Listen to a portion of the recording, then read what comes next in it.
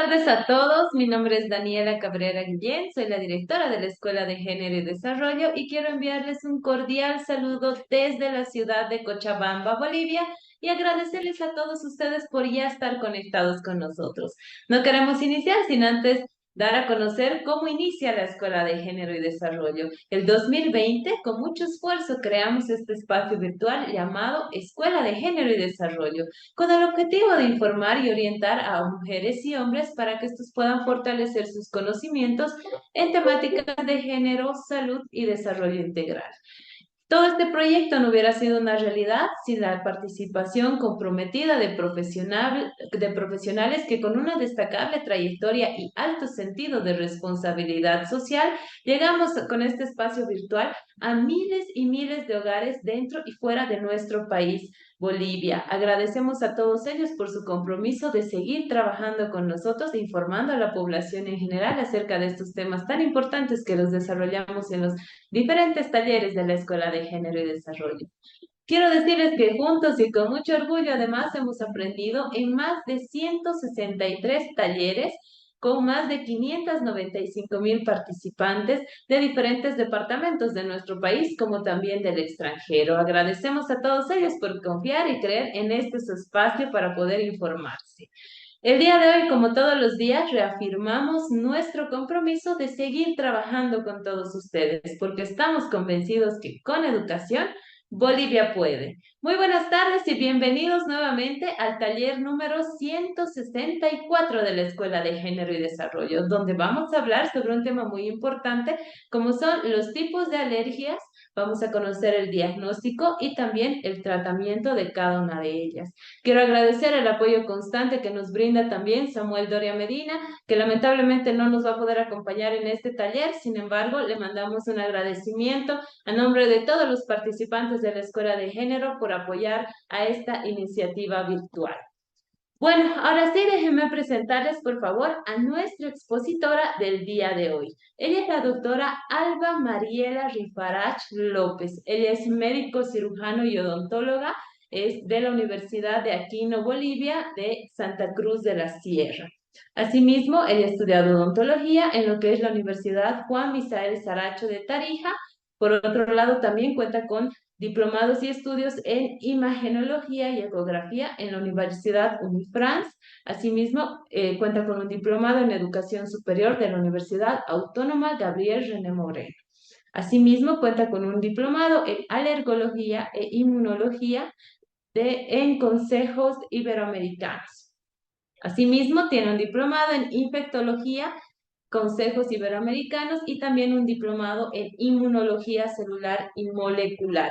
Quiero dar la bienvenida y agradecer a la doctora Alba María Rifarach López, que se conecta con nosotros desde el sur de nuestro país, y estoy segura que hoy vamos a aprender muchísimo acerca de este tema tan importante. Quiero recordarles a todos ustedes que vamos a tener 45 minutos de exposición de nuestra invitada y 45 minutos para que todos ustedes puedan realizar sus consultas.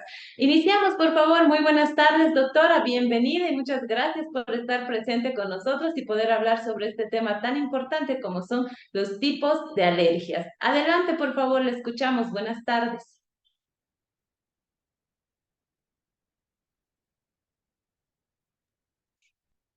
Buenas tardes, licenciada, ¿me escucha?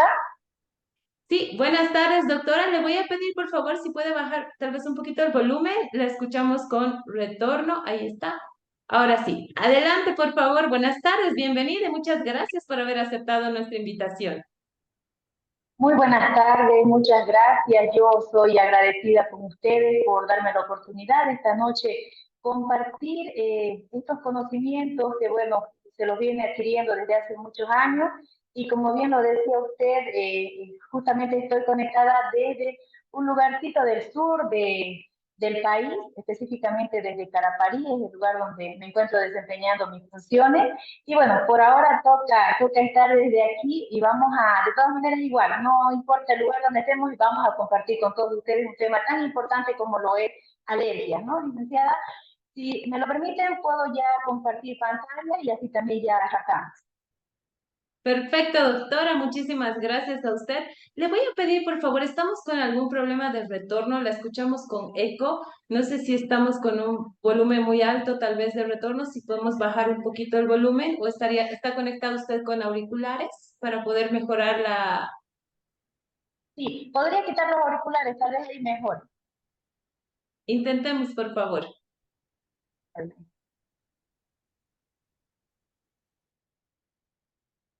Ahora sí, ¿me escucha mejor?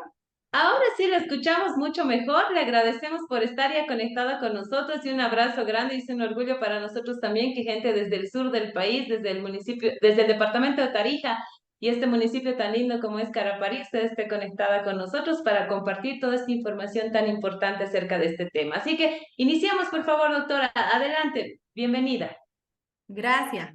Arrancamos entonces. A ver, compartiré pantalla. No sé si tal vez me confirma si ya se ve. No podemos ver todavía su pantalla, doctora. Eh, a ver, ahora sí. Bueno, mientras la doctora va compartiendo su pantalla, permítame enviar saluditos a toda la gente que se conecta de nuestro país y también gente que se está conectando con nosotros desde el exterior para aprender sobre este tema tan importante. Ahora sí podemos ver su pantalla, si podemos ampliar, por favor, para... Ahí está, en la parte de abajo, doctora, por favor, en presentación. Está bien. Ahora sí, ¿no? Perfecto. Ahora sí, adelante, por favor. Bueno, muchísimas gracias. Entonces, una vez más, licenciada, y a todos los presentes. Bueno, como ya me presentaron, soy la doctora Alba Mariela Shifarach López, médico cirujano y odontóloga de profesión, con diferentes cursos, ¿no?, que he podido realizar durante el transcurso de estos años. Y bueno, hoy toca hablar, como ya está titulado el curso, Alergias, Diagnóstico y Tratamiento. Y bueno, la verdad que este es un problema, ¿no?, que es bastante recurrente y a quien no le ha tocado, ¿no?, pasar en algún momento algún problema de alergia, tal vez ha sido de manera espontánea, tal vez es de manera persistente, o tal vez también tenemos en casa algún familiar o nuestros hijos, los que somos padres, muchas veces nos toca pasar, ¿no?, juntamente con ellos una situación así. Y es por eso de que habíamos decidido hablar sobre este tema, porque es algo tan recurrente que la mayoría de las personas la tienen o la han tenido en algún momento. Y tenemos que empezar definiendo qué es una alergia. Una alergia en realidad es una respuesta exagerada del organismo ante algo que se convierte en un precursor o en un alérgeno en este caso, que no necesariamente tiene que ser algún patógeno.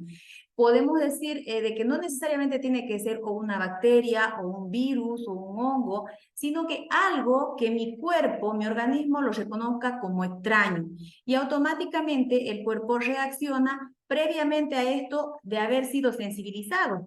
Y por ahí tal vez muchos van a preguntar, ¿no? ¿En qué momento yo me he sensibilizado?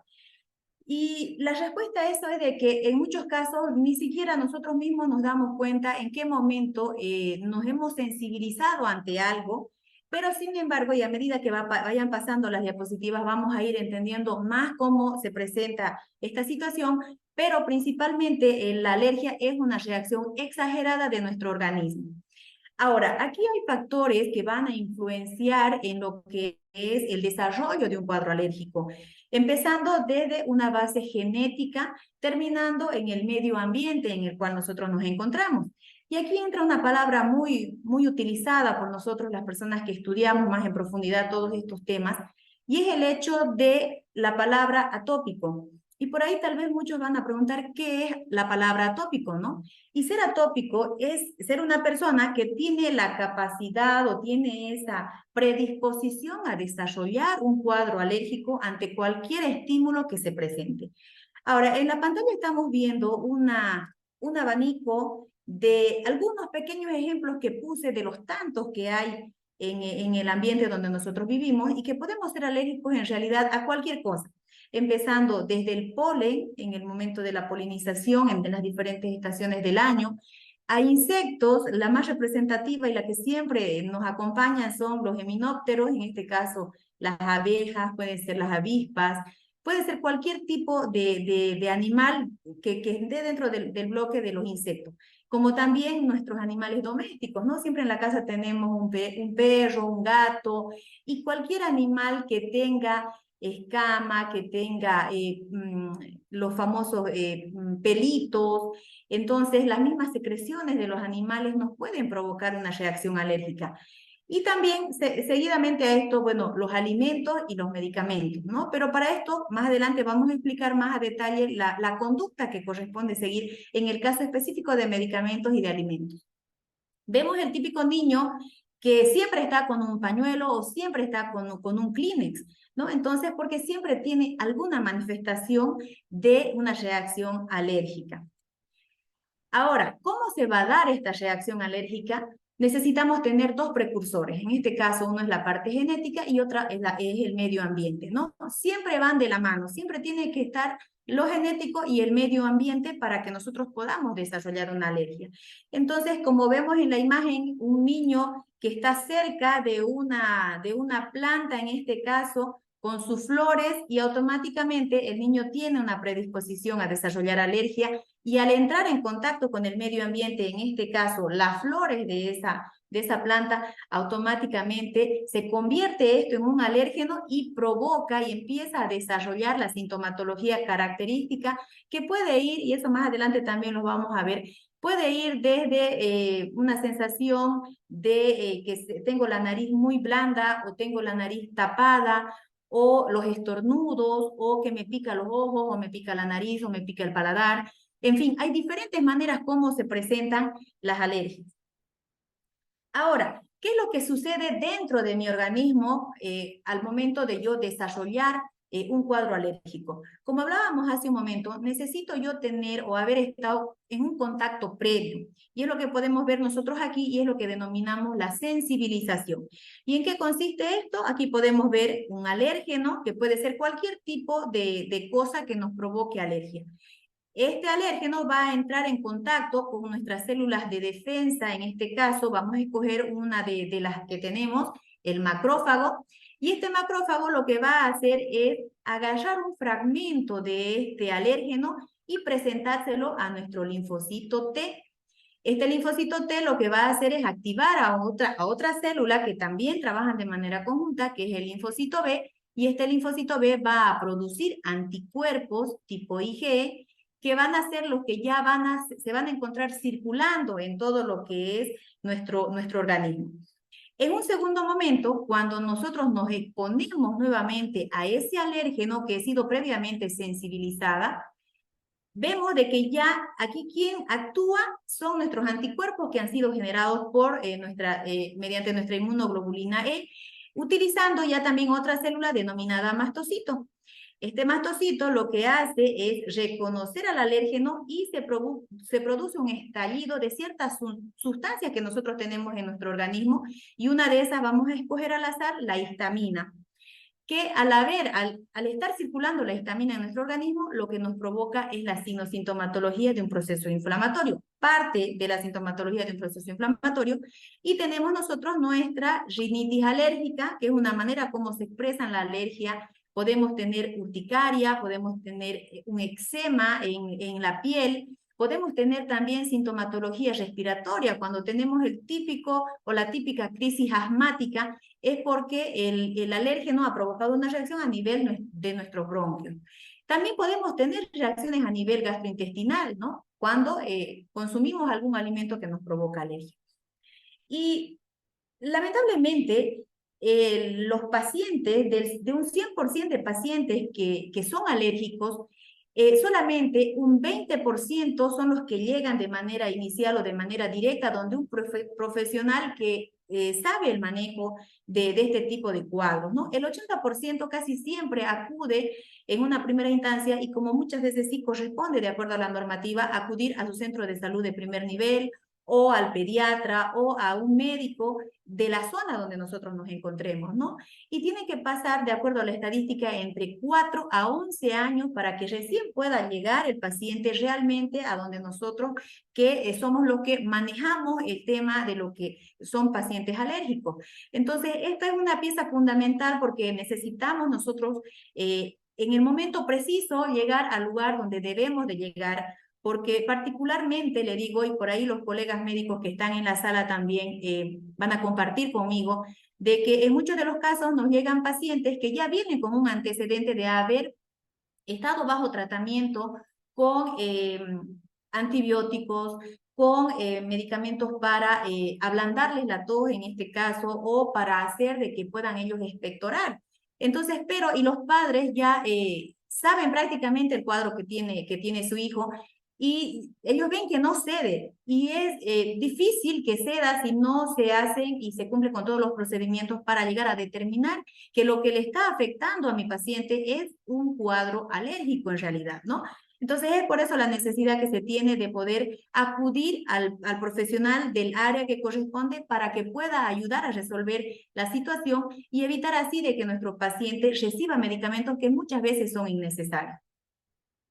Este es otro esquema parecido al que yo les expliqué hace un momento, en el cual tenemos el alérgeno, tenemos que estar previamente sensibilizados, y el momento en el que nosotros volvemos a estar en contacto con el alérgeno que nos provoca esa reacción alérgica, nosotros empezamos a desarrollar síntomas, ¿no? Entre los cuales podemos tener la liberación de histaminas, de leucotrienos, prostaglandinas, diferentes sustancias que generan una reacción en mi organismo que me puede provocar un edema o las famosas hinchazones o la inflamación. Podemos tener un enrojecimiento, podemos tener picazón. Entonces son manifestaciones clínicas que ya nosotros tenemos ante algo que nos está provocando este cuadro alérgico. Ahora, tipos de alergia vamos a tener muchas, ¿no?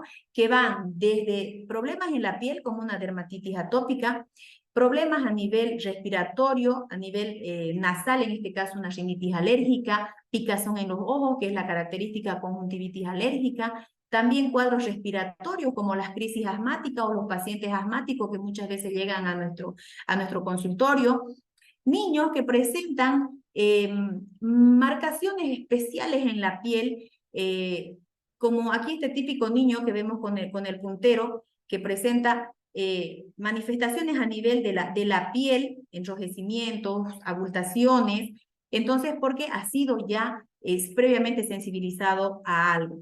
Y si podemos ver nosotros también aquí, con esto de la pandemia, nosotros llegamos a llevar a nuestras casas diferentes tipos de sustancias, diferentes tipos de productos para poder ayudar a lo que es la desinfección y diferentes tipos de cosas, y eso ha provocado, a medida que ha pasado el tiempo, de que nuestra familia pueda también desarrollar ciertas reacciones alérgicas a las cosas que nosotros llevamos a la casa. Ahora, ustedes pueden ver aquí que tengo una figura al medio, que aparentemente son círculos, pero estos círculos tienen una representación. Y esto, lo que nosotros podemos ver, y yo puedo traducirles, es de que muchas de estas reacciones alérgicas se pueden encontrar entrelazadas o traslapadas o mezcladas o entrecruzadas, como quieran llamarlo, en donde puedo tener manifestaciones de rinitis alérgica, también acompañada con dermatitis atópica y crisis de asma. Entonces, en estos momentos ya no hay aquella situación, y vamos a ver también más adelante, en el que debido a las estaciones o en los momentos, por decirle, en los momentos de invierno, las personas desarrollan crisis alérgica. Hoy en día, la verdad que como están las cosas tan cambiadas, ya no hay aquella situación, ¿no? Puedo presentar yo una dermatitis atópica en pleno invierno, o puedo presentar una crisis de asma en pleno verano. Entonces ya el mismo ambiente en el que nosotros nos encontramos hace que estas cosas vayan entrelazándose y mezclándose. Ahora, ¿en qué momento yo voy a desarrollar alergia? La verdad que este es un cuadro característico que nosotros manejamos que se denomina marcha alérgica, en la cual nosotros vemos de que los niños pueden desarrollar diferentes manifestaciones alérgicas desde prácticamente recién nacidos, ¿no? En donde, claro que sí, lo que nos va a hacer, nos va a llamar la atención en este caso son los valores de la inmunoglobulina E, que es algo fundamental que nosotros manejamos, en los cuales no van a ser los mismos valores de un recién nacido con un niño de 5, 6, 7 años en adelante. Y a medida que pasa el tiempo, una persona desde niño puede desarrollar una sintomatología ante una reacción alérgica, y a medida que pasa el tiempo ir presentando otra, pero al final de cuentas es la misma reacción alérgica que le está provocando. Aquí vemos a este niño que puede provocar un eczema, puede tener una dermatitis atópica, a medida que va pasando los años puede desarrollar trastornos gastrointestinales, pueden presentar ya las típicas manifestaciones respiratorias en los pacientes, y los colegas médicos me van a entender perfectamente, e incluso los padres que muchas veces escuchan a sus niños cómo sienten el típico silbido en los pulmones, o siento que le silba el pechito, es lo que siempre nos dicen, ¿no? Entonces, es algo característico que se presenta a medida que van pasando los años. Pueden presentar también pólipos nasales, problemas a nivel de los oídos, problemas respiratorios, y el asma se dice, ¿no? Estadísticamente de que un 80% de los niños menores de 5 años presentan ya manifestaciones clínicas de asma, pero esto es una recurrencia de todos los años que han venido desarrollando estos problemas, pero que lamentablemente muchas veces se confunden con otro tipo de patologías, y que a medida que van pasando los años recién vamos definiendo que se trata de un problema alérgico. Este es un cuadro característico que también se marca, donde podemos ver ahí la relación que hay de 0 a 15, 17 años, es cuando se presentan más los cuadros de reacciones alérgicas, que esto no quiere decir que una persona de 30, 40, 50, 60 años no pueda desarrollarla. Puede desarrollarlo, pero el punto es que como no ha acudido a un diagnóstico en su momento, lamentablemente la estadística pues no nos ayuda, ¿no? Pero en cambio con niños, adolescentes que sí acuden a la atención médica, se los puede diagnosticar más precozmente. En este cuadro podemos ver la manera como ingresan los alérgenos a nuestro organismo, que podemos tenerlos en diferentes facetas, ¿no? Pueden ser por inhalación, que en este caso entra un ejemplo claro, el polen de las flores, el polen de la estación en el tiempo de polinización. Puede también ingresar por ingestión en alimentos, en diferentes tipos de medicamentos que nosotros llegamos a consumir, también por inyección en el caso de los eminópteros, como habíamos hablado hace rato, el tema de las avispas, también en contacto directo, ¿no? Cuando estamos ante pasto, ante plantas, o con alimentos, o el típico látex, los que manejamos guantes, muchas veces nos toca pasar de que nos genera una reacción alérgica. Y las manifestaciones clínicas que ya habíamos mencionado hace un momento, la conjuntivitis, rinitis, asma, urticaria, rinoconjuntivitis, angioedema. Y la peor parte que nosotros nos podemos llevar como personal de salud, como médicos, es tener un cuadro de que un paciente me presente una anafilaxia, ¿no? Este es uno de los cuadros más difíciles que muchas veces toca manejar, pero que el personal de salud está capacitado para poder ayudar al paciente en este caso, ya que la anafilaxia es una sumatoria sistémica de muchas reacciones, no solamente a nivel nasal, por decirle, ¿no? Sino que reacciona los pulmones, reacciona el corazón. Entonces ya se convierte en una sintomatología compartida, en la cual este tipo de situaciones se convierte en una emergencia para el personal de salud, porque está en riesgo la vida del paciente. Este es otro ejemplo claro de lo que acabo de decirles también, la manera como ingresa el alérgeno, o cómo puede ingresar el alérgeno a nuestro organismo, y las reacciones que nosotros podemos tener. Ahora, si vemos aquí en la parte donde habla de ingestión, podemos, en algunas partes del país, ¿no? Acostumbran comer lo que son mariscos, y muchas veces genera una reacción alérgica. Y ahí se entrelaza con otro caso característico, que es estar expuesto a los ácaros que se encuentran en el polvo, o al ácaro típico que tenemos en la cama, en el colchón, en las almohadas. ¿Y qué pasa? Que el ácaro tiene una proteína que es parecida a los mariscos. Entonces, por ahí nosotros suspendemos la ingestión de este tipo de alimentos, por decirle, ¿no? Los mariscos, pero el paciente continúa con ciertas reacciones y sentimos que no mejora. Entonces muchas veces dicen, no, algo está pasando aquí, si ya dejó de comer, pero sigue con esa manifestación. Entonces hay que buscar y hay que reconocer también de que puede estar el paciente en contacto con el ácaro del polvo, y eso en realidad es lo que me estaría provocando la reacción alérgica, o que mi paciente no mejore, ¿no? Entonces por eso siempre se aconseja de que los profesionales que van a tratar estos casos tienen que manejar todos estos tipos de posibilidades para que así también podamos nosotros dar una respuesta a nuestro paciente y a la familia que espera mucho, ¿no? de nosotros y por eso acuden. Vemos de que el típico ambiente, muchas personas pueden presentar reacciones alérgicas al sol, a químicos, hablábamos del polen, hablábamos del látex, los globos, muchas veces el talco o el polvo que tiene adentro los globos genera reacción alérgica en muchos niños, entonces en realidad nosotros podemos ser alérgicos a cualquier cosa.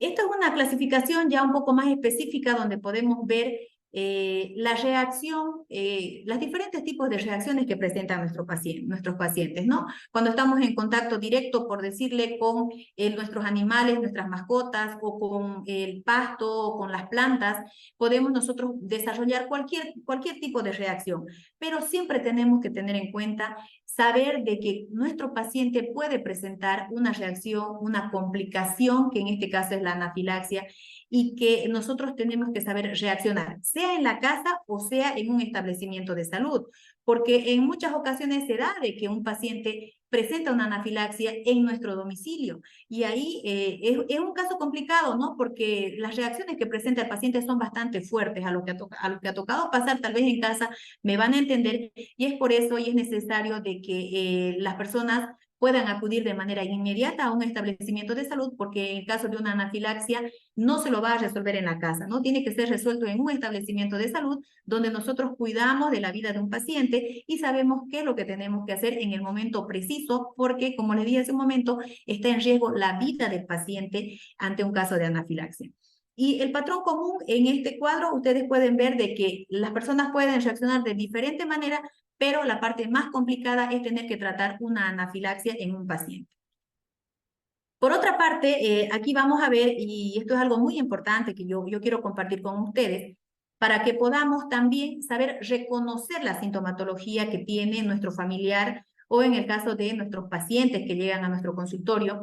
Y hay una estadística que nos indica de que una persona que desarrolla rinitis tiene un 80% de probabilidades de desarrollar en el futuro un cuadro asmático, una crisis asmática, y muchos de los que ya han pasado por esto saben lo difícil que es tener que controlar una crisis asmática en un paciente, y más aún cuando nos toca a nosotros pasar, ¿no? Muchas veces puede estar una rinitis acompañada de un eczema atópico, de un asma, puede estar entrelazada con un eczema atópico, con un problema de una dermatitis, que ya es una llamada de atención que me hace mi organismo para saber de que en algún momento puedo presentar otro tipo de reacción que vaya a ser más compleja que la primera. Entonces es por eso muy necesario que podamos acudir en el debido momento donde los profesionales, para que nos puedan diagnosticar a tiempo y nos puedan tratar a tiempo también. La sintomatología: podemos presentar escurrimiento en la nariz, podemos presentar la sensación de que tengo obstruida la nariz, picazón, estornudos, congestión, sensación de que me falta el aire o que me está presionando el pecho, es la típica manifestación con la que llegan muchos pacientes. Y esto es lo que nosotros tenemos que saber reconocer a tiempo, ¿no? Estos datos, acompañados de una historia clínica, son el puntapié inicial para poder llegar al diagnóstico de una alergia y saber qué tipo de alergia es que la vamos a tocar más adelante.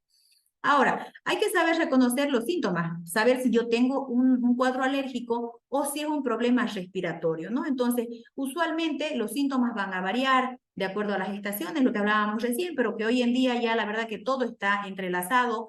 El clima, lo que estaba pasando la semana pasada en Santa Cruz, que la verdad que el clima estaba muy pesado, como comúnmente se dice, por el tema del humo, producto de los diferentes incendios, que es un detonante para poder desarrollar una crisis alérgica con las diferentes manifestaciones que puedan darse, ¿no? Entonces, esto ahora a futuro, y lo que se tendría que hacer o lo que se debería de hacer, lo ideal es que no haya más incendios, ¿no? Porque pretender de estar todo el tiempo con barbijo, ustedes saben lo que nos ha pasado con la pandemia, ¿no? Entonces, no se puede también todo el tiempo andar con el barbijo, y es muy necesario de que se tenga mucha conciencia al momento de tener que estar con este tema de los chaqueos y muchas cosas, porque la verdad que el producto final es de que se puede descontrolar y la peor parte se la llevan los pacientes que tienen, uno, enfermedades de base, dos, nuestros adultos mayores que ya tienen por lo general alguna enfermedad de base que va a hacer que esto se complique, los niños, los recién nacidos, las mujeres que están en etapa de gestación son las que se llevan la peor parte. Muchas veces los pacientes que tienen crisis alérgicas van a recibir antibióticos, como hablábamos hace un momento, pero lamentablemente no van a responder al tratamiento porque no hay un foco infeccioso que sea el que esté causando estos problemas, sino más al contrario, es un alérgeno externo que no ha sido identificado y que lamentablemente muchos pacientes reciben tratamiento, pero que no es el tratamiento que le correspondería recibir, ¿no? Entonces, ese es el problema que muchas veces nos toca pasar. Y en otros casos nos llegan pacientes con ya medicamentos que nosotros los denominamos antihistamínicos o antialérgicos, que como veíamos en el cuadro inicial, lo que se produce o lo que se libera es la histamina. Entonces, al yo tomar un antihistamínico, lo que hago es bloquear aquella acción y el paciente mejora relativamente, pero no mejora de una manera definitiva. Ahora, aquí juega un papel muy importante la parte genética. ¿Por qué yo tengo alergia? ¿No? Yo tengo alergia, uno, porque tengo un detonante genético de ya sea el padre o la madre, y en algunos casos ambos. Entonces, ese es un punto ya para poder desarrollar un cuadro alérgico, y a esto se suma el medio ambiente en el que nosotros estamos. En un momento más vamos a ver, y en este cuadro es donde yo quiero explicarles, para que podamos también avanzar, es de los porcentajes, cómo manejamos nosotros de pacientes que llegan al consultorio para ver la relación que tienen con los padres. Una persona o un niño o una persona de cualquier edad que tiene un antecedente de papá y mamá con alergia tiene entre un 60 a un 80% de probabilidad de desarrollar un cuadro alérgico. En algunos casos puede presentar el abuelo o el tío que ha sido diagnosticado o que no ha sido diagnosticado con alergia, pero ya tiene el detonante. Ahí tenemos un 40 o 60% de probabilidades de desarrollar alergia. Cuando tengo todos los hermanos en la casa con alergia, mi probabilidad es de un 40 o 60%. Cuando solamente es la mamá o solamente es el papá, estamos entre un 20 a un 40% de probabilidades de desarrollar alergia. Y cuando tengo solo un hermano con alergia y los demás no, entonces mi probabilidad es de un 20 a un 40%. Ahora, si la mamá y el papá no tienen alergia, ya sea diagnosticada o no diagnosticada, mi probabilidad es de un 5 a un 15% de desarrollar un cuadro alérgico en algún momento. El ambiente va a ser un detonante, hablábamos la parte genética y el ambiente, ¿no? Tenemos aquí las estaciones del año que podemos tener crisis alérgicas de diferente tipo en alguna estación del año o todo el tiempo, ¿no? Hay personas que definitivamente no necesitan estar en invierno o en verano y todo el tiempo presentan problemas a nivel nasal, por lo general casi siempre es, y problemas de crisis asmática, ¿no? Entonces, lugares húmedos, lugares muy secos, lugares donde tenga mucho calor, pueden estos ser con exacerbaciones o sin exacerbaciones, ¿no? ¿Qué quiere decir? Que puedo desarrollar crisis fuertes o crisis leves, pero al final desarrollo en algún momento alguna cuestión que tenga que ver con una reacción alérgica. ¿Cómo diagnostico las alergias?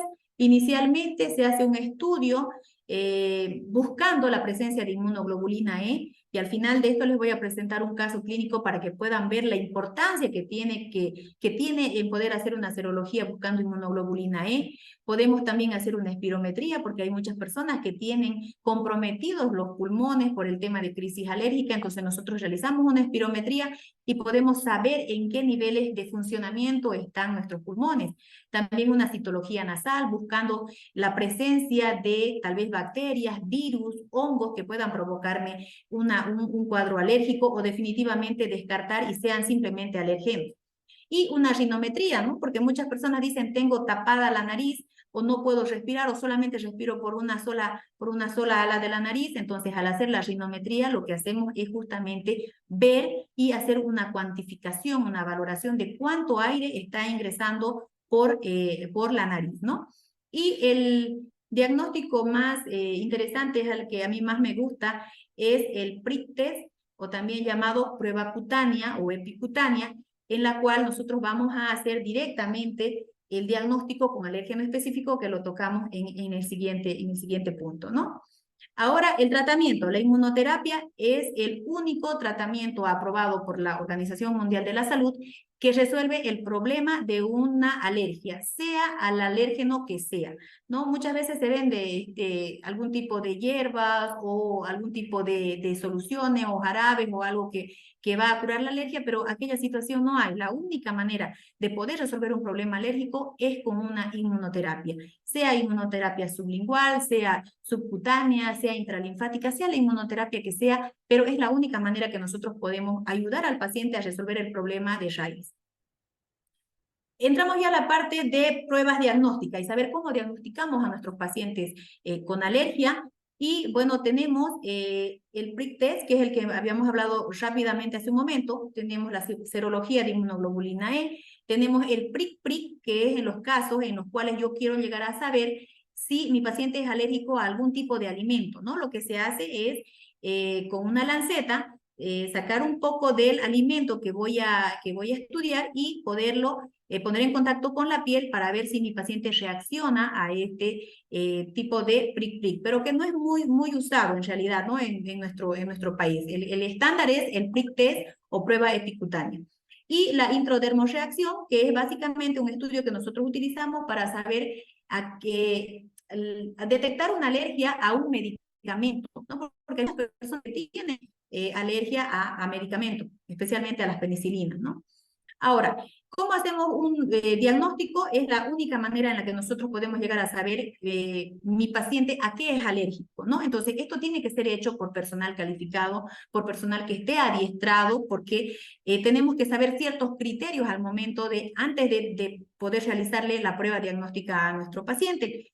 El diagnóstico con alérgeno específico es el más utilizado, tiene un gol estándar bastante elevado, se le puede llegar a tener un resultado entre 15 a 20 minutos y la pieza fundamental, el material de arranque que yo tengo que tener es una buena historia clínica en la cual yo tengo que consultar a mi paciente o al familiar que acompaña desde hace cuánto tiempo está así, qué es lo que tiene, qué manifestaciones tiene, también ver el ambiente donde él se encuentra para poder ir detectando ya posibles situaciones que me permitan tomar la decisión de qué alérgeno voy a utilizar al momento de hacerle la prueba diagnóstica.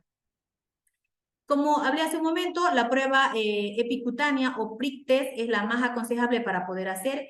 Es un método no invasivo, es una prueba que tiene una disponibilidad bastante grande, tiene una reproducibilidad muy buena, es una prueba de sensibilización in vivo que nosotros llamamos, que lo hacemos en el momento y en el momento nosotros llegamos a saber a qué es alérgico nuestro paciente. Para esto hay guías que nosotros tenemos que seguir o nosotros seguimos, el personal que nos dedicamos al estudio de este tipo de patologías, las cuales nosotros tenemos que cumplirlas y tenemos que seguirlas. Ahora, hay un momento en el que yo tengo que definir o tengo que decidir qué alérgenos voy a tener en mi consultorio para poder hacer el estudio a mis pacientes, ¿no? En primer lugar, y en Tarija, el año 2005, se hizo un estudio a 600 personas en donde se llegó a tener esta estadística de que la mayoría son alérgicos a los ácaros, ¿no? Entre los cuales vamos a tener el dermatofagoides heteronícino en un 90%, el dermatofagoides fariné en un 66%, y otros tipos de ácaros que ya están en un porcentaje menor. En cuanto a lo que es la parte de hongos, lo que comanda un 23% es alternaria, tenemos aspergillus, pero en porcentajes más bajos, ¿no? El polen, que tenemos al Salix fragilis, un 21%, al Xenopodium, al Album. Entonces, son datos estadísticos que nosotros tenemos en esta zona que nos permiten tomar la decisión de qué alérgenos vamos a tener en el consultorio. Asimismo, los epitelios de gato, de perro, de caballo, de conejo, cualquier animal puede generarme una reacción alérgica a lo que vivimos en el domicilio, ¿no? Y los insectos, en este caso, los himenópteros, que son las abejas y las avispas, las hormigas, los mosquitos. Entonces, de acuerdo a las guías, un profesional debe tener disponible un panel de alérgenos mínimo de 40 alérgenos, con los cuales nosotros vamos a buscar en nuestros pacientes a ver a qué reaccionan o a qué son alérgicos. Nosotros tenemos que tener en cuenta de que un paciente para poder ser diagnosticado mediante la prueba del prick test tiene que ser un paciente estable, ¿no? Un paciente, por decirle, si tiene una crisis asmática, nosotros como profesionales tenemos que estabilizar a nuestro paciente, tenemos que controlar esa crisis asmática y una vez que ya tengamos el control, recién nosotros podemos acceder a la prueba de alérgeno específico o prick test, ¿no? Tenemos que poder analizar la zona donde vamos a realizar la prueba, porque no puedo yo realizar un prick test en una zona donde la piel esté dañada, donde tengamos un eczema, donde tengamos dermografismo, donde yo tenga una urticaria. No puedo hacer definitivamente un estudio en estos pacientes, ¿no? También tengo que yo ver el tipo de medicamentos que el paciente está utilizando y en algunos casos yo lo voy a suspender. Yo debo suspender los medicamentos antes de hacer la prueba del prick test. A lo que les decía recién, yo debo de saber como profesional en qué momento, un ejemplo al azar de este cuadro, por ejemplo, si mi paciente toma antihistamínicos H1 de primera generación, la típica clorfeniramina, yo debo de saber de que antes de hacerle la prueba del prick test, debo suspender 7 días antes el consumo de este antihistamínico, ¿no? O también como en el caso del ketotifeno, que es otro medicamento también que se utiliza, o el astemisol, yo lo tengo que suspender 30 días antes. Entonces los profesionales manejamos todo este tipo de situaciones en las que yo debo de saber en qué momento voy a suspender los medicamentos a mi paciente antes de hacerle la prueba del prick test. Pero cosa muy diferente pasa con los medicamentos antihistamínicos en este caso, que son inhalatorios, ya sea por nariz o ya sea por la boca. Estos no tienen contraindicación de que yo tenga que suspenderlos para hacerle la prueba de prick test, porque yo tengo que tener un paciente estable antes de realizarle el estudio y saber a qué es alérgico, ¿no? ¿Cómo preparo a mi paciente? Con las medidas generales de siempre. Si es una crisis asmática, yo tengo que hacerle una espirometría de flujo o flujo expiratorio, en donde mi valor básico de mi BFS tiene que ser 1 en relación a ABF menor a 70, ¿no? O sea, tiene que mi paciente ventilar bien para que yo pueda realizarle la prueba del prick test. ¿Y cómo se hace? Esta es una imagen clara. Lo que vemos aquí es el panel de alérgenos, donde nosotros escogemos el alérgeno que vamos a utilizar en nuestro paciente, el material necesario, nuestras lancetas, que aquí vemos un ejemplo de una lanceta, no puede sobrepasar el milímetro de tamaño con el cual yo voy a hacer la punción en el paciente. Tenemos nuestra histamina, que es nuestra prueba positiva, y nuestra solución salina, que va a ser nuestra prueba negativa. Y lo que nosotros hacemos es marcar en el brazo, por lo general, ¿no? En el brazo del paciente, hacemos una delimitación y vamos enumerando para saber qué alérgeno estamos colocando y así también lo vamos a registrar en nuestra historia clínica. Y lo que hacemos es agarrar, colocar una gotita del alérgeno que yo voy a escoger, por decirle el ácaro al dermatofagoide farinée. Yo coloco una gota de este alérgeno en uno de las marcaciones donde yo voy a controlar al momento de tener que saber y definir eso en mi historia clínica. Coloco la gota y así voy colocando las gotas de los diferentes alérgenos a los cuales yo quiero con los cuales yo quiero estudiar a mi paciente. Pongo también mi solución positiva, en este caso, que es mi histamina, y mi solución negativa, que es, en este caso, una solución salina, porque yo debo de controlar, y en el siguiente cuadro vamos a ver por qué. Una vez que nosotros colocamos el alérgeno, lo que hacemos es con la lanceta hacer pequeños rasguños, por decirles así. No tiene que ser muy invasivo, es solamente para hacer de que el alérgeno penetre en la piel y mi paciente empiece a reaccionar. Esperamos entre 15 a 20 minutos y nosotros ya podemos tener una lectura clara de a qué es alérgico el paciente.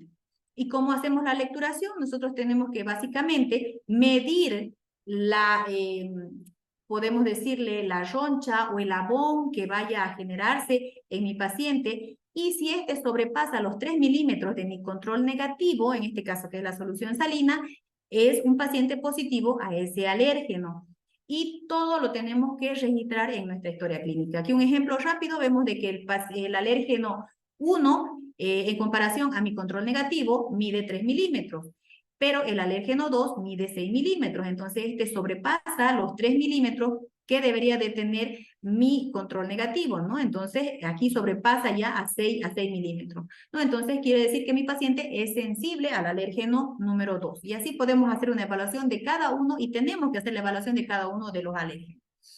Ahora, muchas veces hay personas que están haciendo el tratamiento con inmunoterapia y piden de que se les haga cada 2 meses, cada 3 meses, las pruebas del PRITEC para saber si está mejorando o no. Entonces, aquella situación no se da. No se aconseja tener que hacer periódicamente o continuamente las pruebas del PRITEC. No, lo ideal es hacer la prueba al inicio y al finalizar el tratamiento se puede volver a hacer, ¿no? Ahora, van a haber otros casos en los que sí yo necesito hacer una prueba, por ejemplo, pacientes nuevos, pacientes que nosotros hayan recibido inmunoterapia y que sientan que ahora están reaccionando a otra cosa, nosotros podemos hacerle.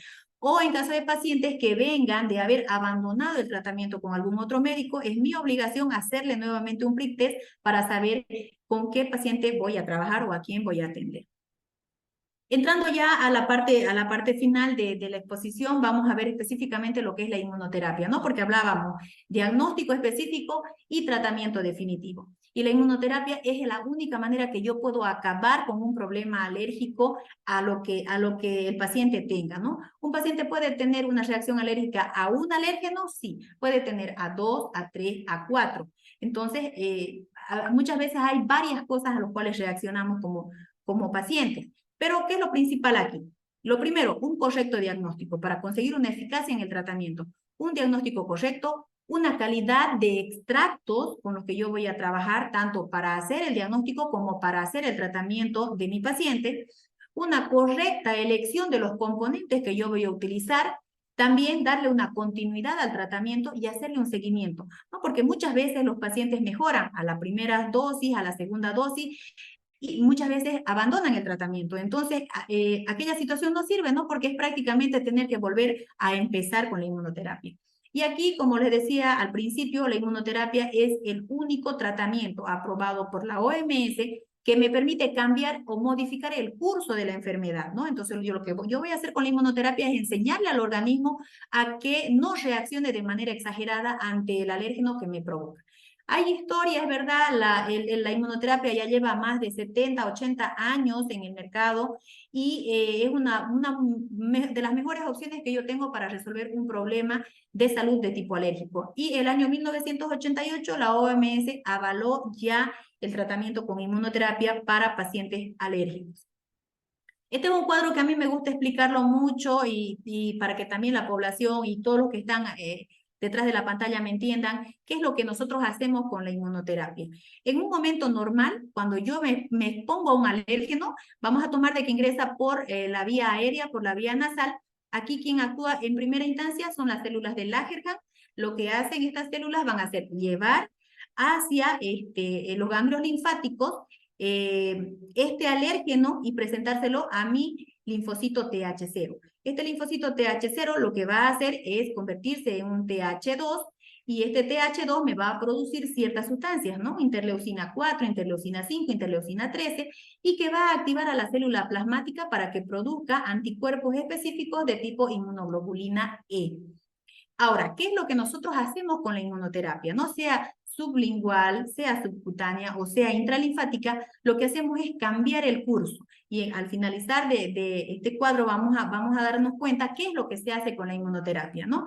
Entonces vamos a escoger aquí por decirle la inmunoterapia sublingual. Lo que hace es ingresa el alérgeno por, en este caso, la vía sublingual, que puede ser una proteína, un alergoide, lo que nosotros nos expongamos, ¿no?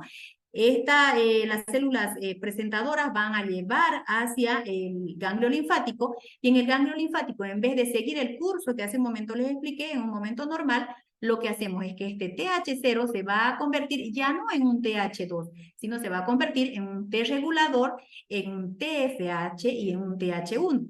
Estos TH reguladores van a producirme ciertas sustancias, la interleucina 10, el factor transformable beta. El TH0 se va a convertir en TFH1, me va a producir interleucina 21, interleucina 24 y el TH1 me va a producir el factor de interferón gamma. Estas sustancias lo que van a hacer es activarme a las células B que me van a producir ciertas sustancias como son la inmunoglobulina A, la inmunoglobulina 2, la inmunoglobulina 4, que es la pieza fundamental de todo de este proceso, y la inmunoglobulina G2. ¿Y qué es lo que nosotros vamos a hacer, especialmente con la inmunoglobulina 4, que es la que se va a elevar más? es bloquear la manera regular que se produce en cuanto a una reacción. Entonces bloqueamos la producción de anticuerpos tipo IgE y lo que hacemos es disminuir la sintomatología de un paciente o bloquear prácticamente la sintomatología del paciente. Ahora, ¿qué recomendaciones tengo, no? En niños de 2 a 5 años, por el momento todavía no se aconseja hacer una inmunoterapia, ¿no? Porque se dice fugazmente de que los niños todavía no tienen desarrollado bien su sistema inmunológico, ¿no? Pero que existen en otras partes, en Estados Unidos, en Europa, que ya van avanzando más con el tema de la inmunoterapia en este grupo etario.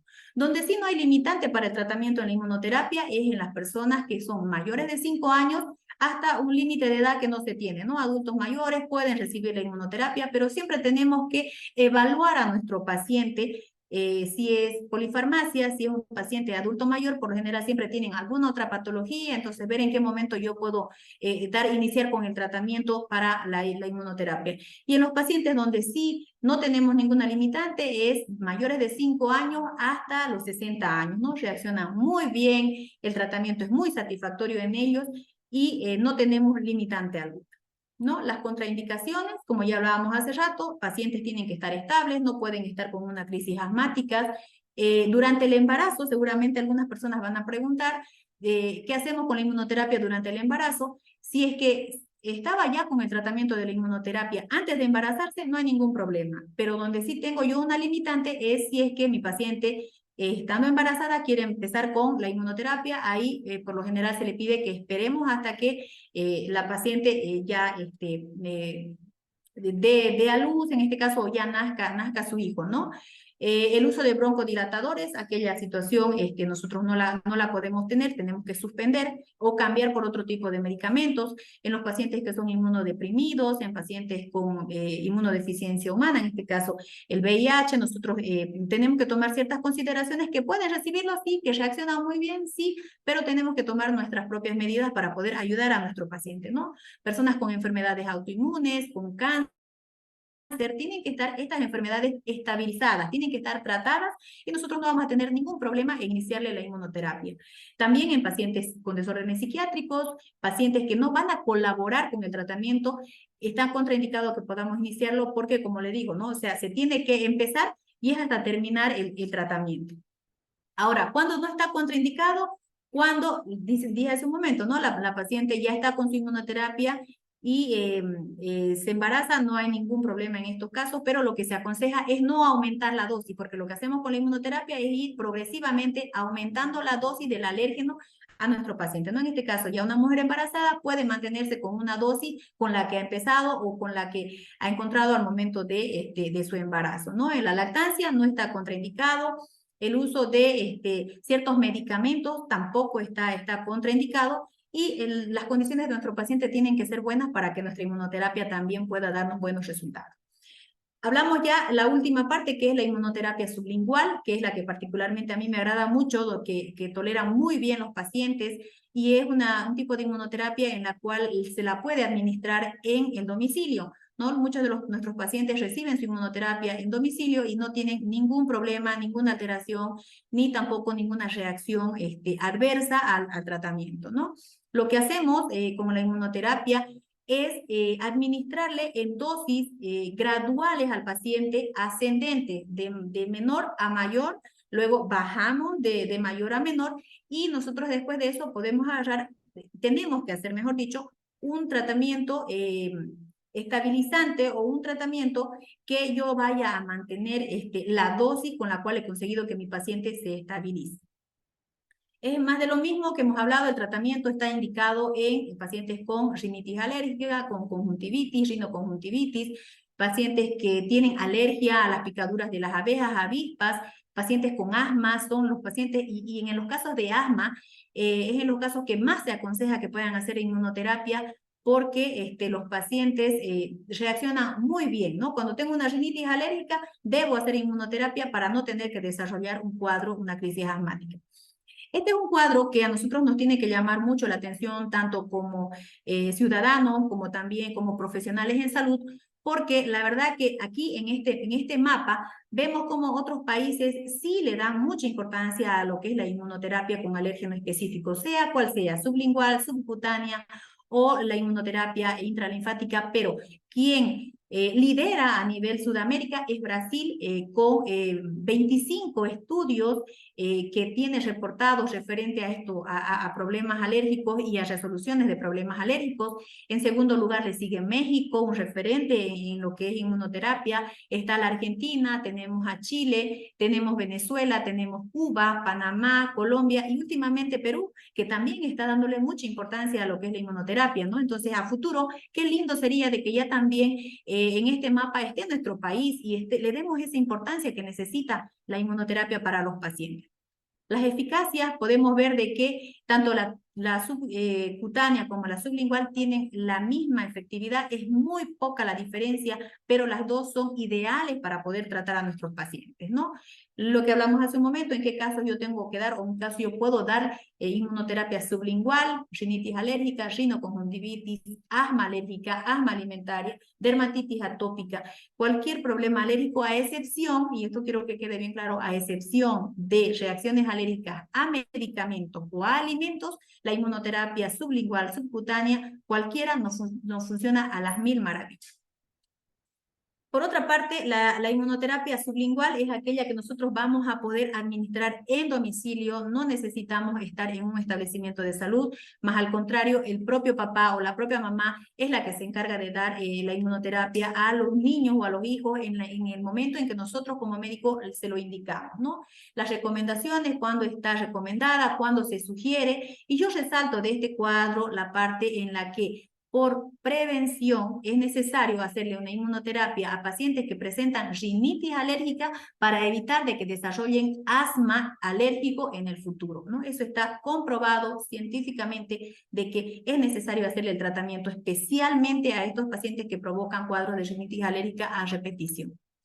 La inmunoterapia, ya hemos hablado, es lo que hacemos con la inmunoterapia es administrarle un extracto alergénico en dosis progresiva creciente. Yo voy de menor a mayor, que es una fase de inicio, y luego tengo una fase de mantenimiento. Ahora, ¿cuánto tiempo dura el tratamiento? Para que nosotros tengamos los resultados esperados, un tratamiento con inmunoterapia tiene que durar entre 3 a 5 años. Es el tiempo que tarda nuestro cuerpo en aprender a no reaccionar de manera exagerada ante un alérgeno que hemos detectado como médico que es a lo que estuviese reaccionando nuestro paciente, ¿no? La manera en cómo la administramos, en este cuadro yo les resumo todo. Hay diferentes pautas de tratamiento que esto va de la mano el fabricante con el médico que maneja estos pacientes para ver si coinciden de acuerdo a las pautas que nos dan los fabricantes, ¿no? Como ustedes pueden ver aquí, vamos en dosis ascendente, de menor a mayor, perdón, hasta conseguir nuestra estabilidad en el paciente. Hay momentos en los que nosotros podemos hacer una dosis ultra rápida o una dosis rápida, que esto podemos reducir de 14 sesiones que le puedo dar a mi paciente para llegar a la segunda fase, que es la de estabilización, puedo hacerlo en 3 o puedo hacerlo en 4, pero ahí tengo que tener mucho cuidado por la reacción que me puede generar en el paciente. E incluso en algunos casos puedo darle una dosis, pero es extremadamente fuerte, y para esto tengo yo que estar preparado como profesional en salud, porque el riesgo es de que mi paciente me reaccione de manera exagerada y puedo estarme enfrentando ante un cuadro de una anafilaxia, que es lo que uno menos quiere tener, ¿no? Solamente para que ustedes puedan ver cómo pueden venir los alérgenos en los diferentes recipientes o botes o como le queramos llamar, pero lo que nosotros tenemos que cuidar siempre es la calidad, la seguridad y la eficacia que tiene mi tratamiento.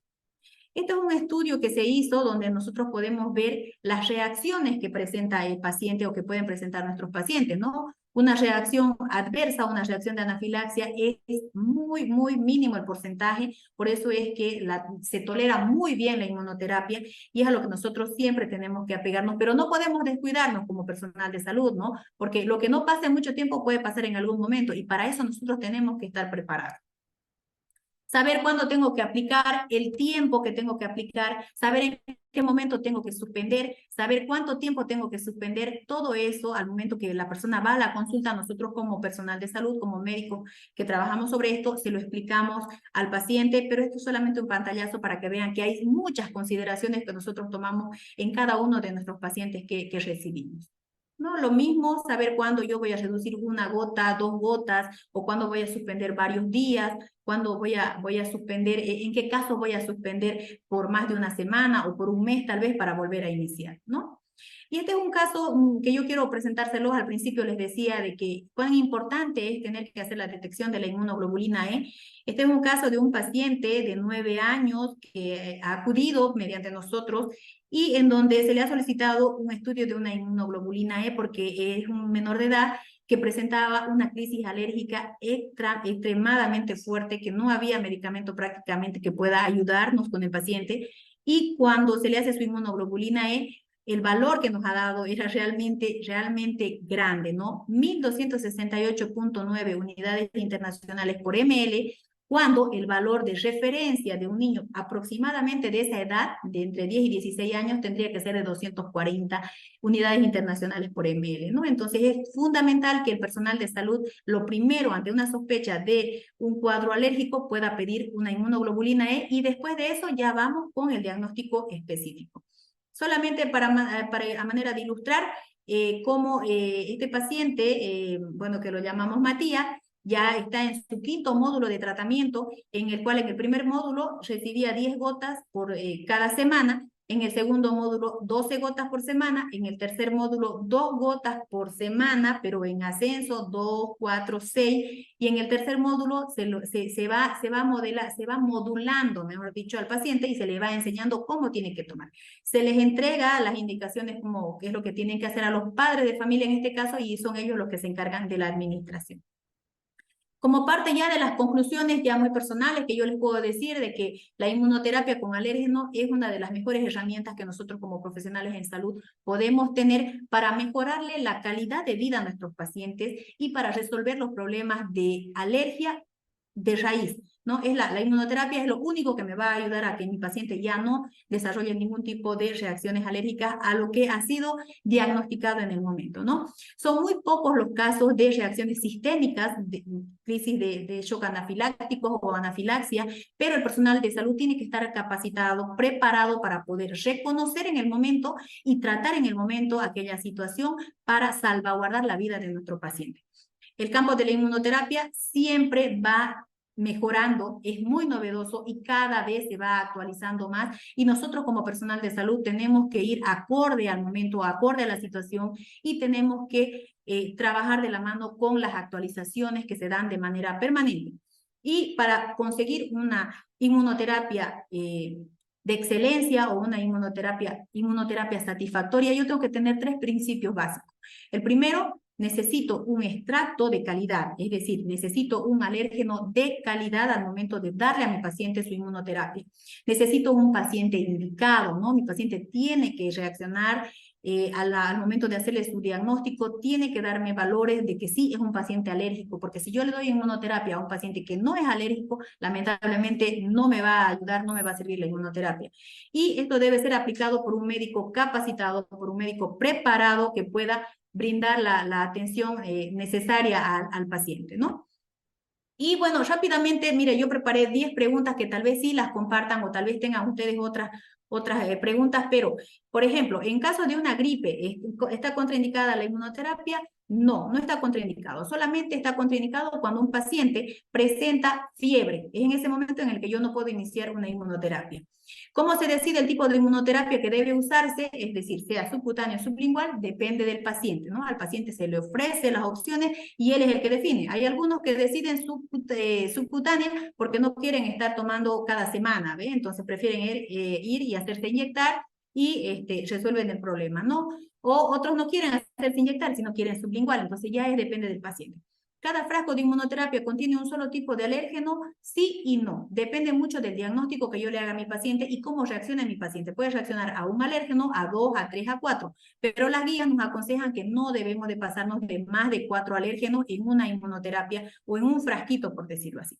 ¿Qué cuidados debo tener un paciente tras aplicarme una vacuna de inmunoterapia? Por ejemplo, consumo de bebidas alcohólicas, exposición al sol, ejercicio, etcétera. Lo que se aconseja es que no se hagan ejercicios de mucho esfuerzo, por decirle, ¿no? O sea, ni media hora antes ni media hora después de haber tomado la inmunoterapia. El tema de las bebidas alcohólicas, de entrada, es que es mejor no consumirlas, ¿no? Es preferible estar con un cuerpo en buenas condiciones para recibir la ley. Otra pregunta: si un paciente recibió inmunoterapia con esquema completo durante la infancia, ¿es necesario llevar o recibir otro esquema? Depende de que si reacciona a otro tipo de alérgeno, sí puede iniciar nuevamente la inmunoterapia. ¿Hay contraindicaciones para el uso de antihistamínicos antes, durante o después de la inmunoterapia? Depende de qué tipo de antihistamínico. Yo voy a saber en qué momento suspenderlo y en qué momento no suspenderlo. ¿El tratamiento suele ser muy caro o depende de la cantidad de alérgenos que se use? Depende del mercado, depende de los profesionales, depende de dónde se traigan los alérgenos, tanto para el diagnóstico como para la inmunoterapia. ¿La inmunoterapia puede ser un tratamiento en pacientes alérgicos a la penicilina? Definitivamente no.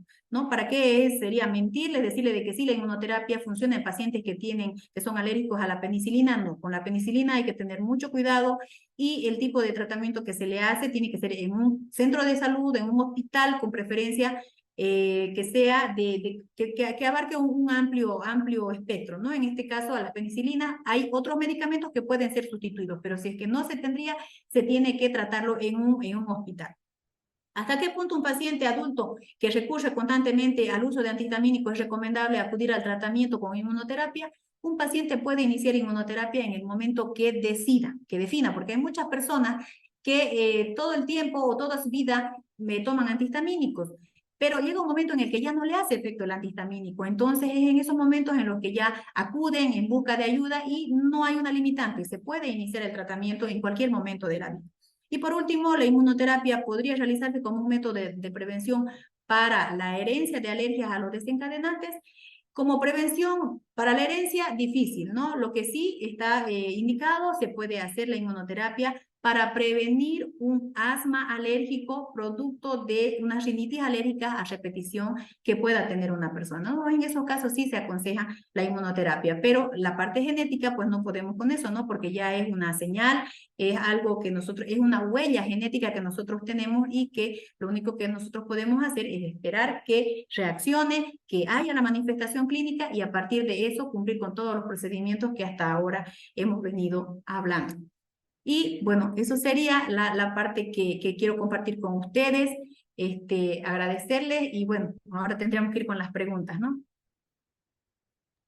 Queremos agradecer a la doctora Alba Rifarach por esta explicación tan detallada y minuciosa que el día de hoy nos ha podido brindar acerca de los tipos de alergias. Le agradecemos mucho, doctora, y estoy segura que ha podido responder muchas preguntas que varios de nosotros teníamos referente a este tema de las alergias. Pero como bien usted decía, es el momento de iniciar con las preguntas en nuestro taller. Así que les voy a pedir por favor a todos los que nos acompañan en sala de Zoom número 1 que a través de la plataforma puedan levantar la mano más bien. Aquellos que nos acompañan en sala de Zoom 2, les pedimos que nos hagan llegar sus preguntas a través del chat que ya se encuentra habilitado. Y a todos aquellos que nos acompañan en nuestra página de Facebook, también les pedimos que nos hagan conocer sus preguntas a través de los comentarios en nuestra página de Facebook. Iniciamos, por favor, doctora. Vamos a habilitar en este momento el micrófono. Ahí está.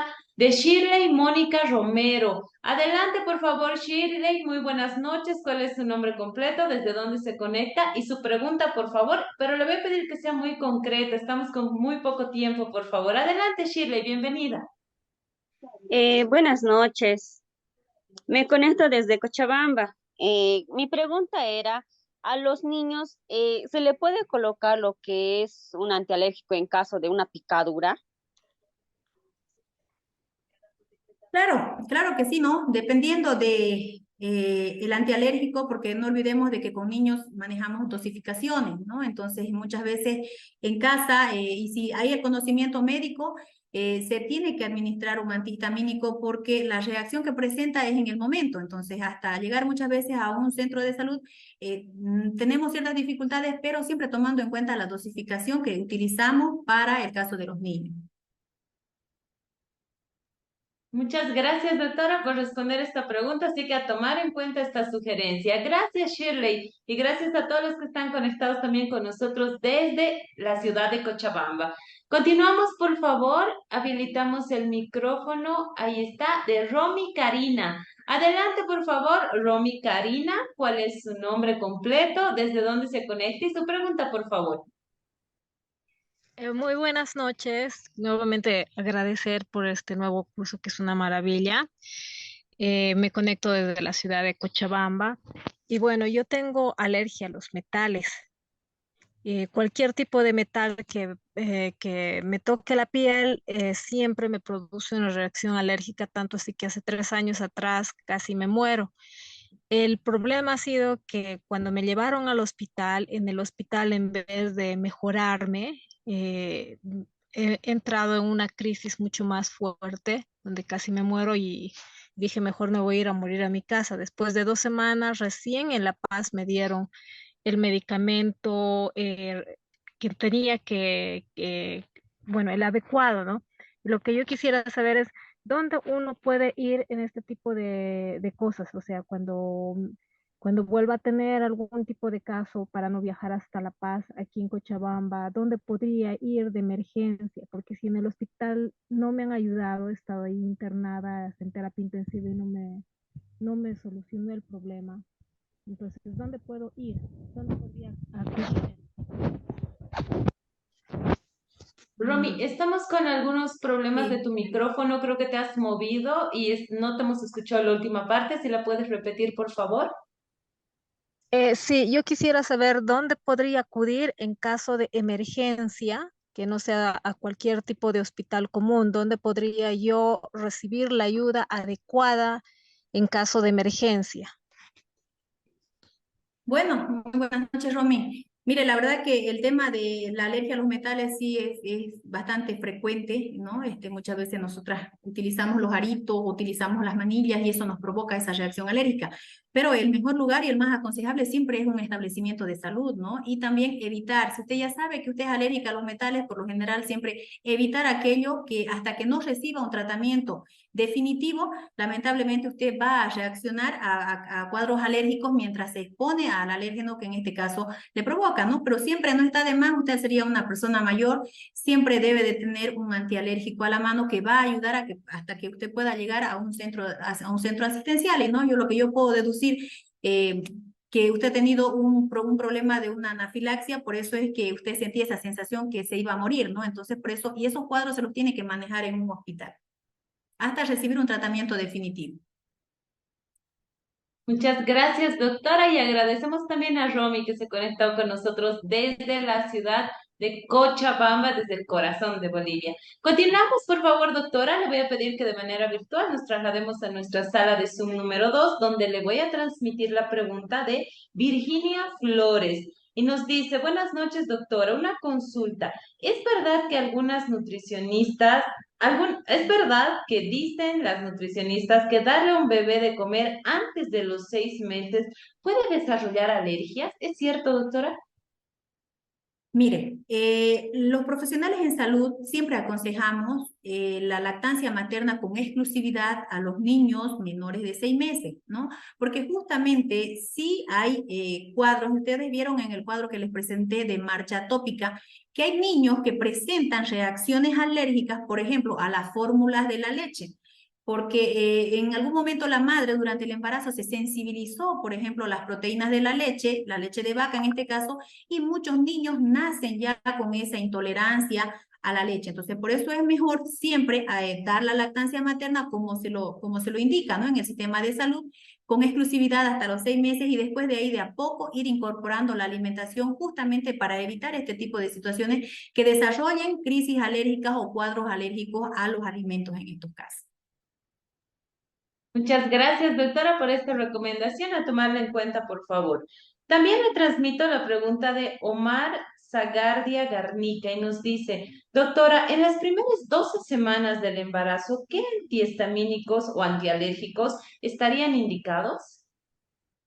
Bueno, la verdad que ahí hay que evaluar diferentes aspectos, ¿no? Porque no estaría siendo ético que pueda yo manifestarles qué medicamentos tomar sin revisar al paciente, ¿no? Entonces, en estos casos, lo que yo puedo aconsejarle es que acuda a un centro de salud donde se van a evaluar de manera conjunta si tiene tal vez alguna patología de base o si tiene algún tipo de reacción para saber qué medicamento darle, porque creo que hay que ser muy cuidadosos al tema de tener que dosificar medicamentos, sea niños o sea personas mayores, ¿no?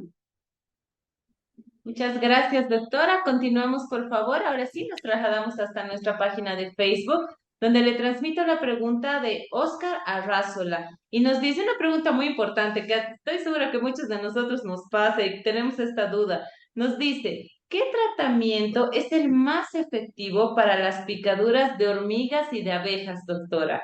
Ayúdanos, por favor. Bueno, el único tratamiento efectivo para, en este caso, insectos, sea los himenópteros, que son las abejas y son las avispas, o sean cualquier insecto, hormigas, cualquier tipo de insecto, es la inmunoterapia, es lo único. Momentáneamente y para resolver el problema del momento, un antihistamínico, ¿no? Entonces, que ya sea pueda administrárselo por vía oral o en un establecimiento de salud, pero la única manera de resolver el problema para insectos o para cualquier tipo de alergia es la inmunoterapia, sea sublingual, sea subcutánea, sea intralinfática. Muchas gracias, doctora. Continuamos, por favor, con las preguntas que nos llegan hasta nuestra página de Facebook. Aimé Martínez nos dice, buenas tardes, doctora. Les saludo desde Honduras, nos dice Aimé. Gracias por estar conectada, Aimé, desde Honduras. Y nos dice, ¿es la inmunote- mi pregunta es, ¿la inmunoterapia podría realizarse en personas con alergia a la harina y al huevo, doctora?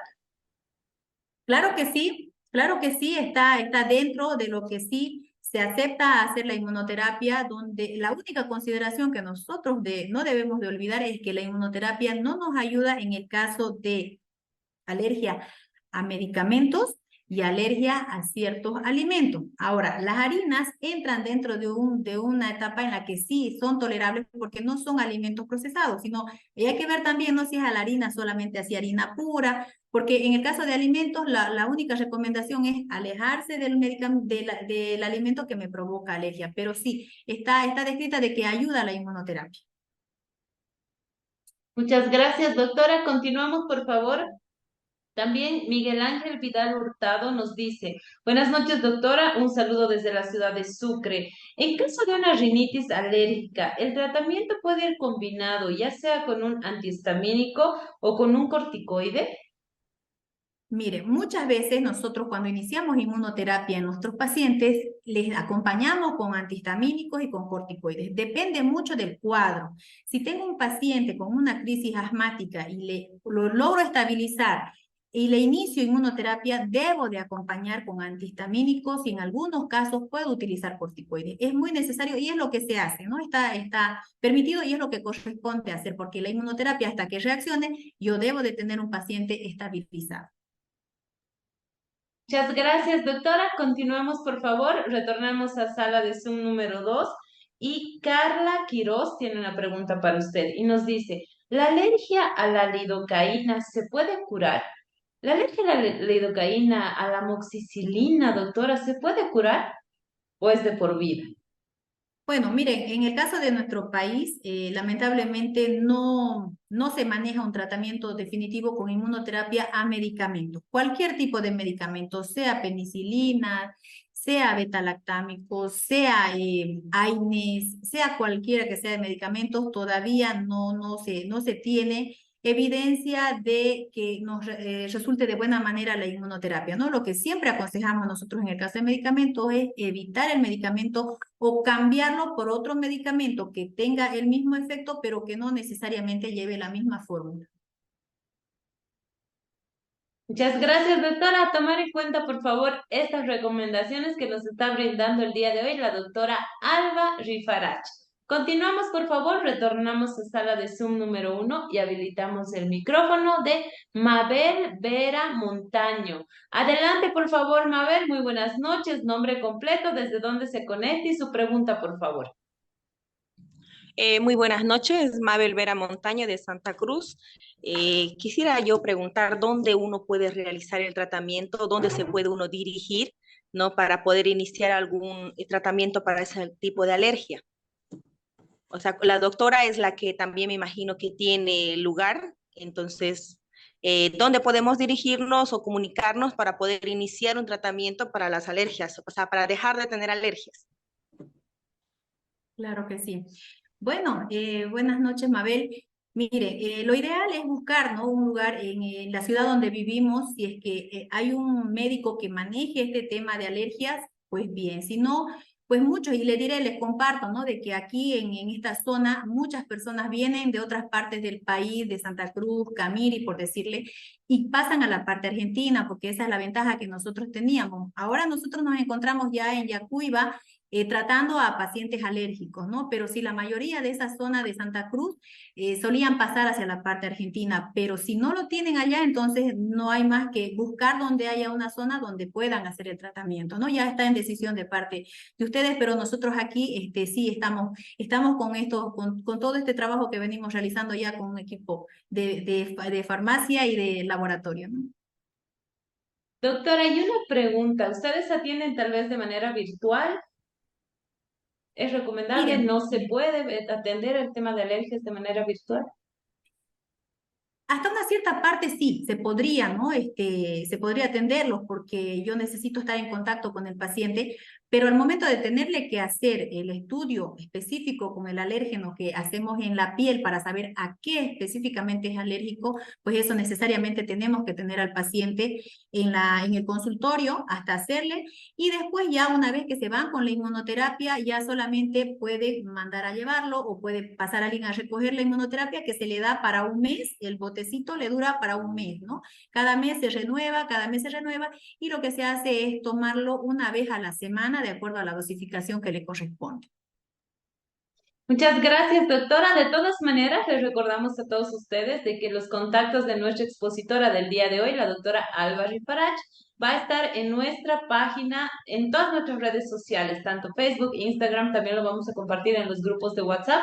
Si es que ustedes quieren tener de manera inicial una consulta con la especialista que el día de hoy nos acompaña. Así que agradecemos también a la gente que está conectada con nosotros de Santa Cruz. Vamos con las últimas preguntas, por favor, ya que estamos llegando al final de nuestro taller. Doctora, pasó muy rápido el tiempo, así que Sí. nos vamos apurando. Le agradecemos por la paciencia y por esta explicación que nos ha brindado el día de hoy y por responder estas preguntas. Habilitamos el micrófono de Kelly Maibeluz Miranda. Adelante, por favor, Kelly. Muy buenas noches. ¿Cuál es su nombre completo?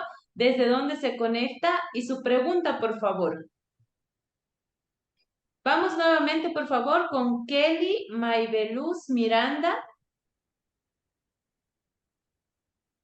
Bueno, al parecer Kelly está con algunos problemas. Vamos a esperar un momento. Vamos a habilitar, mientras tanto, el micrófono de Soledad Mundaca. Adelante, por favor, Soledad. Buenas noches. ¿Cuál es su nombre completo? ¿Desde dónde se conecta? Y su pregunta muy puntual, por favor. Buenas noches, yo me llamo Soledad Mundaca, de Valle de las Flores, de aquí de La Paz, Bolivia. Siempre participo. Una pregunta para la doctora, acerca de la penicilina. Quisiera que me saque de dudas, ¿dónde se puede hacer para hacer una prueba alérgica? Si es recomendable hacer en el ojito o en la mano. Y hay penicilinas que vienen agua sin lidocaína, pero los pacientes se compran la lidocaína y nunca se han hecho inyectar. ¿Es recomendable colocar con la penicilina con lidocaína o sin lidocaína? Bueno, miren, como profesionales en salud nosotros siempre pedimos de que se le haga una prueba cuando se va a administrar una penicilina a un paciente, porque hoy día puede no presentarme reacción, pero mañana o en un mes me puede presentar reacción, ¿no? Eso es un consejo muy personal de que siempre hagamos nosotros nuestra prueba al paciente, ¿no? Que muchas veces sí se indica hacer en el ojo, muchas veces hacemos también en la piel, pero hay que buscar, ¿no? Un lugar, un laboratorio donde se pueda, donde tengan para hacerlo. Lo ideal es hacerle mediante lo que es el prick test, en lo que les expliqué hace un momento, se le puede hacer al paciente, o la intradermorreacción, que es lo ideal para poder determinar la alergia a la penicilina específicamente, que la verdad que ha dado muchos problemas el tema de alergia a la penicilina, ¿no? Entonces, no queda más que buscar en la zona y pedir que se le haga una intradermorreacción, que es lo ideal para hacerle una prueba para las penicilinas. Ahora, el tema de la lidocaína, el agua, entonces eso muchas veces ya pasa por una decisión del personal que está tratando para que, bueno, por ahí no sea tan doloroso, ¿no? Básicamente es eso. Muchas gracias, doctora. Saludos a la gente que se conecta con nosotros desde la ciudad del Alto, desde la ciudad de La Paz y desde sus otras provincias. Así que les agradecemos por estar con nosotros conectados, aprendiendo sobre este tema tan importante como es los tipos de alergias. Continuamos con las últimas dos preguntas, doctora. Si me permite, por favor, vamos a habilitar el micrófono de Janet Tellería Vargas. Adelante, por favor, Janet. Muy buenas noches. ¿Cuál es su nombre completo? ¿Desde dónde se conecta? Y su pregunta, por favor. Muy buenas noches, doctorita. Una consulta. Quería saber cuál sería la crema específica para una alergia. Crema específica. Bueno, mire, la verdad que eso yo siempre me limito un poquito, ¿no? Al tema de dar muchas veces nombres de medicamentos o esas cosas, ¿no? Por una cuestión ética. Lo que a mí me gustaría mucho es que se pueda ver el tema de una atención con un médico de manera directa, porque uno tiene que ver al paciente antes de poder medicar algún tipo de medicamentos, ¿no? Muchas gracias, doctora. Y bueno, entendemos de que por un tema ético también es importante que se pueda revisar primero al paciente, porque cada caso es especial, doctora. No es Exacto. una crema para todos o un medicamento para todos. No es bueno automedicarse, así que por favor tomen en cuenta estas recomendaciones y visiten siempre a un médico en el centro de salud más cercano en lo posible. Muchas gracias, doctora. Continuamos, por favor, y agradecemos a Janet también por haberse conectado con nosotros. Habilitamos el micrófono de Janet Renfijo. Adelante, por favor, Janet Renfijo. Muy buenas noches. ¿Cuál es su nombre completo? ¿Desde dónde se conecta? Y su pregunta, por favor. Buenas noches a todos. Agradecer también a la doctora, pero me conecto de Quillacollo, Cochabamba. Quería consultar lo siguiente. Yo tengo un sobrino que tiene asma, ¿no? Prácticamente me han recomendado que lo traiga a la ciudad de Cochabamba. Él vive en el altiplano por el tema de su condición. En este caso, me dijeron que le podría sentar mejor el clima de aquí, de Cochabamba. ¿O qué otras medidas podría yo tomar si es que él no podría trasladarse a la ciudad de Cochabamba y estar, digamos, en el altiplano, ¿no? En este caso, en la ciudad de Oruro? ¿Cómo podríamos ayudarlo en ese sentido con el tema del asma, ¿no? Esa es mi pregunta, gracias. Mire, lo único, yo justamente ahorita ya voy a tener que retirarme porque tengo paciente, pero lo único para que resolvamos el problema del asma es que usted inicie una inmunoterapia con su sobrino, ¿no? Es la única manera que se le puede ayudar, ¿no? En el lugar en donde esté, sé que no somos muchos los profesionales en esta área, pero sé que hay, creo que en Cochabamba, entonces por ahí la inmunoterapia es lo único que les va a ayudar. Muchas gracias, doctora, y agradecemos a Janet también por haber estado conectada con nosotros desde Quillacollo, Cochabamba, así que muchísimas gracias.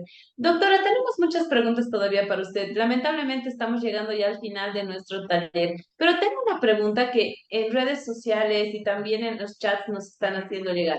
¿Cuál es la recomendación, doctora, para esta época de chaqueos, donde principalmente en el oriente se está viviendo un clima muy complicado que está afectando a los niños? ¿Cómo debemos cuidarnos? Yo le hago esta pregunta y le transmito de todas las personas que se han conectado con nosotros desde el oriente boliviano y tienen esa consulta. ¿Cuáles son los cuidados que debemos tener cuando vivimos esta época de contaminación y de humo, por favor? ¿Cómo nos cuidamos? ¿Cómo cuidamos a nuestros niños?